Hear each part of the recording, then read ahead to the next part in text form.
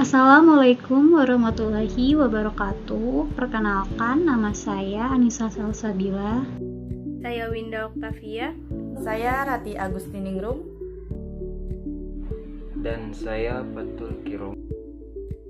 Kami dari kelompok 3 akan mempresentasikan hasil kerja kelompok kami, yaitu tentang materi tanggung jawab sosial dan etika manajemen dan fungsi perencanaan dan pengambilan keputusan.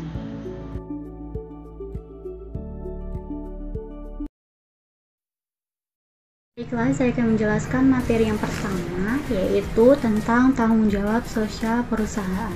Tanggung jawab sosial perusahaan, atau juga disebut dengan corporate social responsibility, adalah bentuk kepedulian perusahaan terhadap lingkungan eksternalnya dalam rangka penjagaan lingkungan, norma masyarakat, partisipasi pembangunan, dan tanggung jawab sosial lainnya.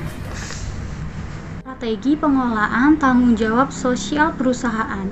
Strategi ini dibagi menjadi 4, yaitu strategi reaktif, strategi defensif, strategi akomodatif, dan strategi proaktif. Yang pertama, strategi reaktif. Kegiatan bisnis yang melakukan strategi reaktif pada tanggung jawab biasanya cenderung menolak dan menghindari diri dari tanggung jawab sosial. 2. Strategi defensif. Strategi defensif dalam tanggung jawab sosial yang dilakukan oleh perusahaan terkait dengan penggunaan pendekatan legal dan jalur hukum untuk menghindari diri dari tanggung jawab sosial. Yang ketiga, strategi akomodatif. Strategi akomodatif adalah tanggung jawab sosial yang dilakukan perusahaan karena adanya tuntutan dari masyarakat dan lingkungan sekitarnya. Yang nomor 4, strategi proaktif.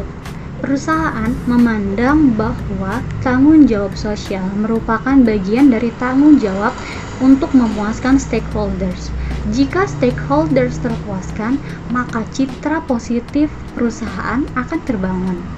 Manfaat tanggung jawab sosial perusahaan ada 3, yaitu manfaat bagi perusahaan, manfaat bagi masyarakat, dan manfaat bagi pemerintah. Yang pertama yaitu manfaat bagi perusahaan. Manfaatnya adalah citra positif perusahaan akan terbangun. Yang kedua, manfaat bagi masyarakat. Manfaat bagi masyarakat yaitu selain kepentingan masyarakat terakomodasi, hubungan antara masyarakat dan hubungan antara dengan perusahaan akan terjalin dengan erat dengan situasi win-win solution. Yang ketiga, manfaat bagi pemerintah. Pemerintah memiliki partner dalam menjalankan misi sosial dari pemerintah dalam hal tanggung jawab sosial. Dimensi etika dalam manajemen.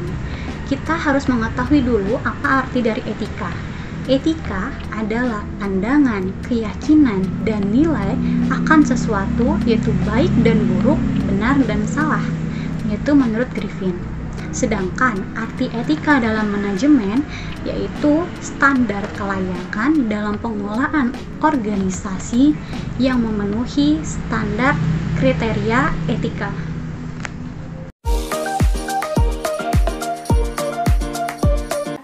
Jadi, saya akan menjelaskan nilai personal sebagai standar etika, yaitu ada nilai atau value sendiri pada dasarnya merupakan cara pandang, cara berpikir, dan cara perilaku dari seseorang. Lalu ada nilai personal atau personal values pada dasarnya merupakan cara pandang, cara pikir, dan keyakinan yang dipegang oleh seseorang sehubungan dengan segala kegiatan yang dilakukannya. Lalu ada nilai personal yang terdiri dari nilai terminal dan nilai instrumental. Nilai terminal merupakan pandangan dan cara berpikir seseorang yang terwujud melalui perilakunya yang didorong oleh motif dirinya dalam meraih sesuatu. Ada nilai instrumental, yaitu pandangan dan cara berpikir seseorang yang berlaku untuk segala keadaan dan diterima oleh semua pihak sebagai sesuatu yang memang harus diperhatikan dan dijalankan. Konflik nilai. Konflik yaitu terdiri dari konflik intrapersonal, terjadi umumnya di dalam individu dan antar individu. Lalu konflik individu, konflik yang terjadi pada saat nilai yang dianut oleh individu berbenturan dengan nilai yang harus ditanamkan oleh perusahaan. Nah, dan yang terakhir ada konflik antar budaya, yaitu konflik antar individu maupun antara individu dengan organisasi yang disebabkan oleh adanya perbedaan budaya di antara individu yang bersangkutan atau organisasi yang bersangkutan. Lalu ada berbagai isu seputar etika manajemen, yaitu penggunaan obat-obatan terlarang, pencurian oleh para pekerja atau korupsi, konflik kepentingan, lalu pengawasan kualitas atau quality control, ada penyalahgunaan informasi yang bersifat rahasia, penyelewengan dalam pencatatan keuangan, penyalahgunaan aset perusahaan, ada pemecatan tenaga kerja, polusi lingkungan, cara bersaing dari perusahaan yang dianggap tidak etis, penggunaan pekerja atau tenaga kerja di bawah umur, pemberian hadiah kepada pihak-pihak tertentu yang terkait dengan pemegang kebijakan, dan lain-lain. Nah, lalu ada upaya perwujudan dan peningkatan etika manajemen, yaitu pelatihan, advokasi etika, kode etik, lalu keterlibatan publik, etika manajemen perusahaan.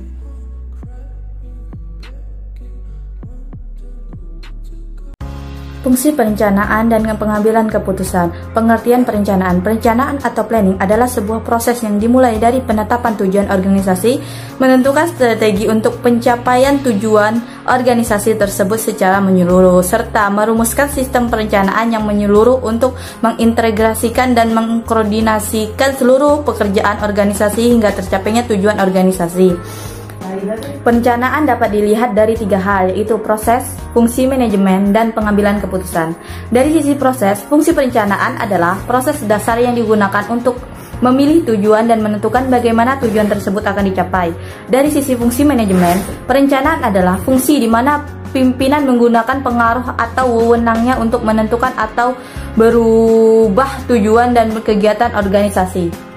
Di sisi lain, pengambilan keputusan, perencanaan merupakan pengambilan keputusan untuk jangka waktu yang panjang atau yang akan datang mengenai apa yang akan dilakukan, bagaimana melakukannya, bila mana dan siapa yang akan melakukannya, di mana keputusan yang diambil belum tentu sesuai hingga implementasi perencanaan tersebut dibuktikan di kemudian hari.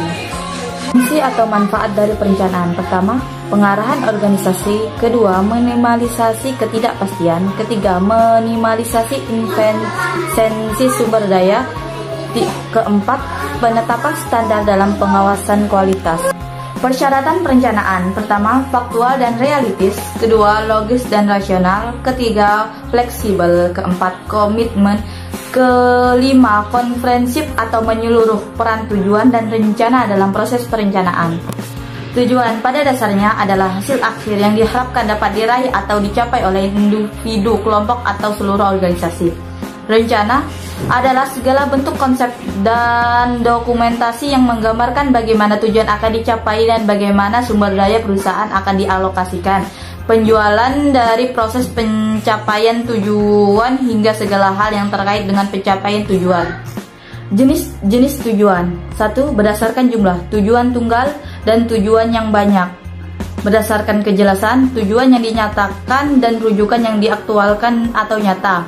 Berdasarkan keluasan dan waktu pencapaian, tujuan strategis, tujuan taktis, dan tujuan operasional. Berdasarkan keluasan dan waktu pencapaian, rencana strategi, rencana taktis, dan rencana operasional. Berdasarkan kejelasan, rencana spesifik, rencana direktif. Berdasarkan frekuensi penggunaan, rencana sekali pakai, dan rencana yang dipergunakan secara terus-menerus.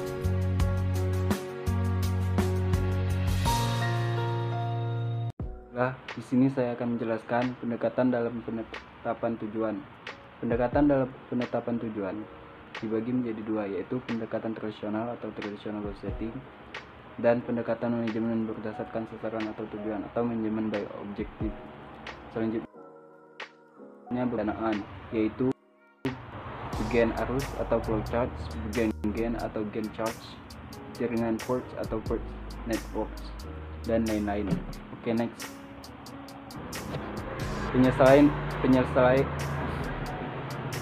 Penyelesaian masalah dan pengambilan keputusan masalah proses gejala, atau if we fail to identify the problem, we will fail to solve the problem, yaitu penentuan faktor penyebab, pendekatan dalam penyelesaian masalah, pengambilan keputusan atas alternatif penyelesaian masalah.